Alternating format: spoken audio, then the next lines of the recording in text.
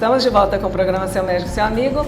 Lembrando que nosso entrevistado é o Dr. Alex Cury e o nosso tema é doença inflamatória intestinal. E vamos lembrar hoje, no sábado, que lá no Clube dos Idosos hoje, Dom Henrique, a dona Terezinha, que é presidente, convida a todos para o grandioso baile, então, do sábado de Aleluia, hoje, dia 7 de abril. Então, a partir das 20h30, vai ter 2 bandas musicais e todos estão convidados. O ingresso você adquire lá no local e nós temos 2 ingressos para sortear. Então, as 2 primeiras pessoas que ligarem na TV Capital já podem daí vir buscar o ingresso. Então, vale para as 2 primeiras ligações.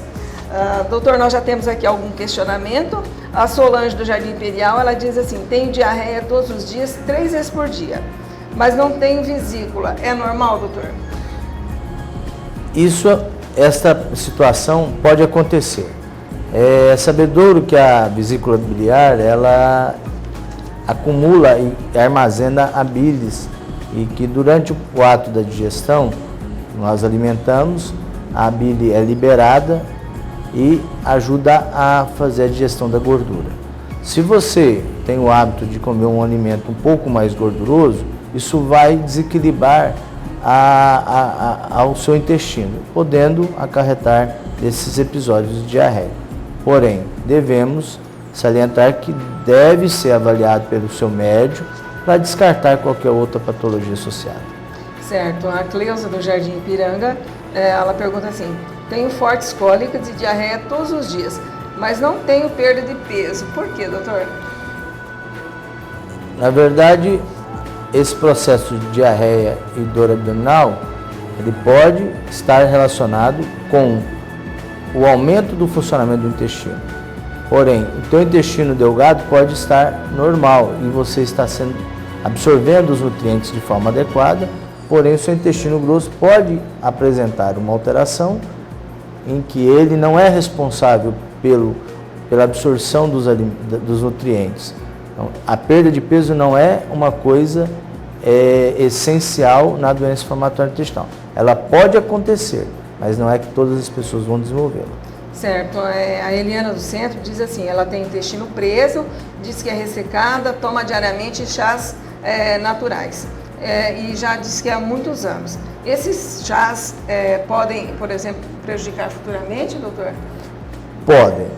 Não só o chá. A própria situação do intestino preso, ela pode desenvolver a longo prazo aquele comentário que você fez no bloco anterior, em que o bolo fecal fica em maior contato com a parede intestinal, a presença de substâncias tóxicas que estão nos alimentos, principalmente nesses alimentos condimentados, enlatados, eles, com essas substâncias em contato com maior tempo com a célula intestinal, ela pode, em algum momento da vida dela, ter uma predisposição maior a desenvolver o câncer coloretal. E o chá em si, ele pode desenvolver uma inflamação crônica no intestino. Doutor, aproveitando essa pergunta, eu gostaria que o senhor falasse para nós com relação a laxantes. Existem pessoas que às vezes não tomam chá, mas fazem uso de laxante. Qual que é o prejuízo para essa pessoa a curto ou mesmo a longo prazo? E isso pode levar uma pessoa a desenvolver um câncer intestinal, doutor?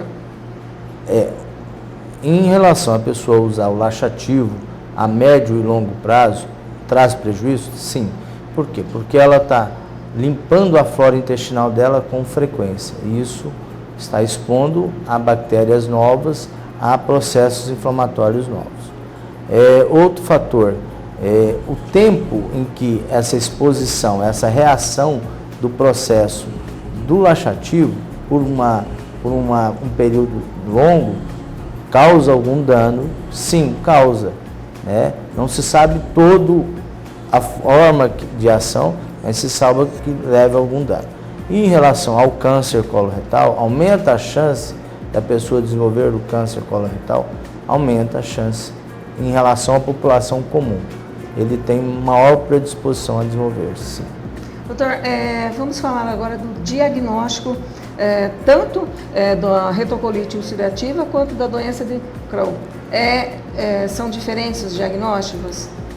Fátima, o diagnóstico, ele começa com uma análise da história clínica do paciente, né? Você colher informações dele sobre toda a história desse problema que ele vem desenvolvendo, os exames físicos, para você analisar se ele tem massas abdominais palpáveis, se ele tem lesões na região anal, que podem sugerir uma doença ou outra. Os exames laboratoriais, em geral, eles demonstram uma atividade inflamatória em que a pessoa desenvolve isso de uma forma crônica, pode desenvolver anemia associada. E os exames de imagem, né, a tomografia, os raios-x, ressonância nuclear magnética, que são exames que hoje estão ajudando a fechar o quadro clínico.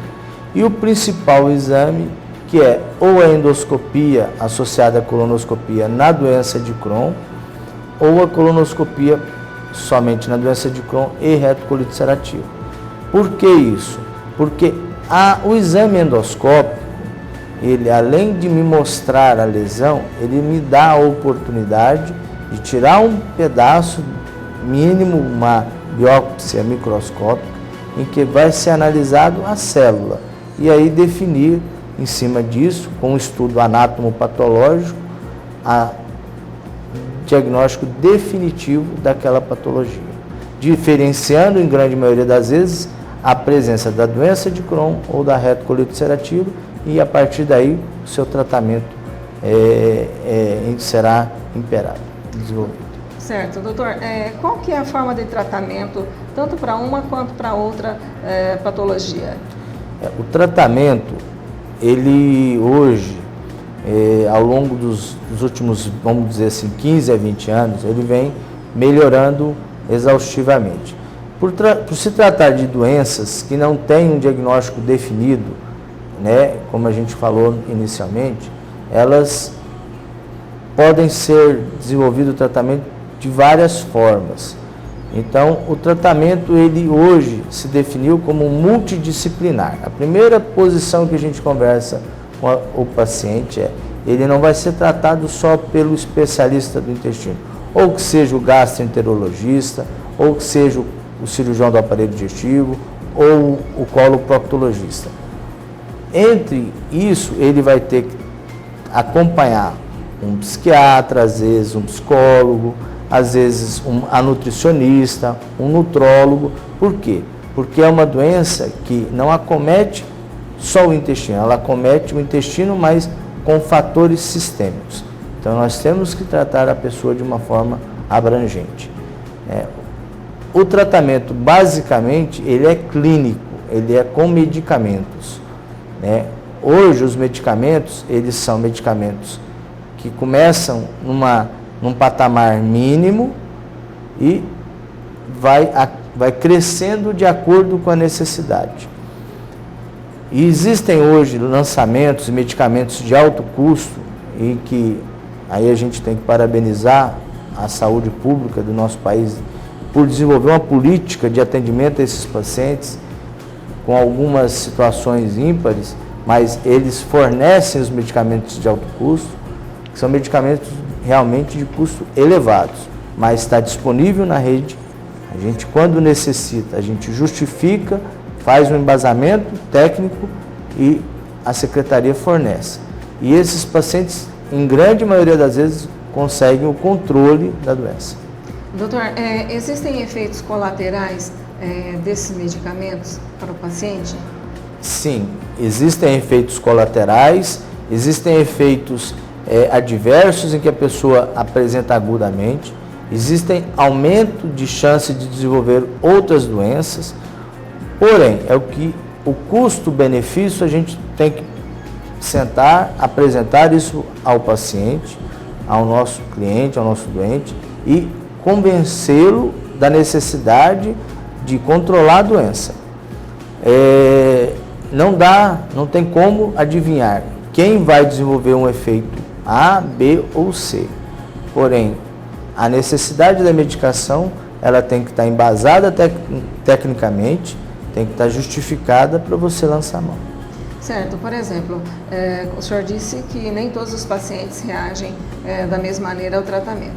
Aquele paciente em que o medicamento não responde bem, que o organismo dele não reage bem ao tratamento, ele pode ser, precisar fazer, por exemplo, uma intervenção cirúrgica. Em que caso que isso acontece?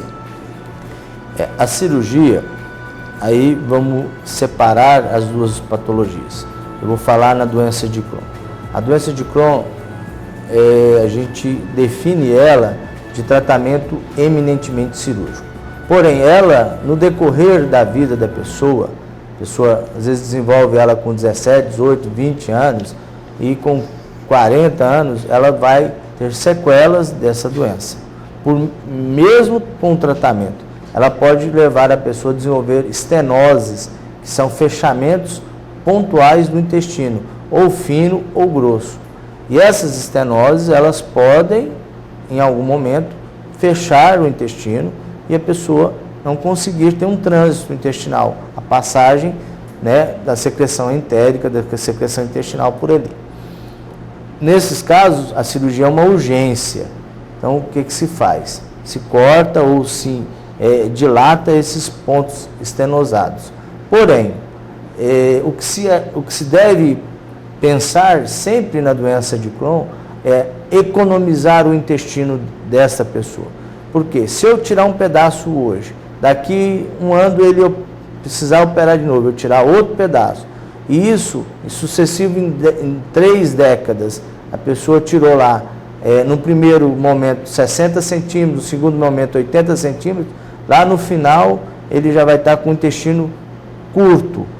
E aí ele vai ter sequelas desse problema, que é não conseguir absorver adequadamente os alimentos, ter prejuízos no seu desenvolvimento, até na manutenção da sua própria vida. Já a retocolite ulcerativa, ela já é de um tratamento clínico, porém, se a pessoa não consegue controlar a doença, ou porque não responde bem aos tratamentos medicamentosos, ou porque ela falha com o tratamento, num período ela acompanha regularmente, depois ela abandona, ela vai, em algum momento, ter a maior chance de desenvolver o câncer do intestino. Nesse momento, a pessoa tem retocolite ulcerativa e fez um diagnóstico de uma lesão maligna no intestino grosso, ela vai diretamente para cirurgia, onde se retira todo o intestino grosso. É uma cirurgia agressiva, é uma cirurgia grande. Mas por que isso, doutor? Por que toda essa agressividade nesse momento? Por quê? Se ela desenvolveu câncer em um ponto, ela pode desenvolver câncer em qualquer ponto. E aí você perde a oportunidade de curar essa pessoa, dela desenvolver novamente um câncer. Certo. Lembrando que comprar barato é sempre muito bom, mas confira as ofertas da Martinello para este sábado. É com você, Karine.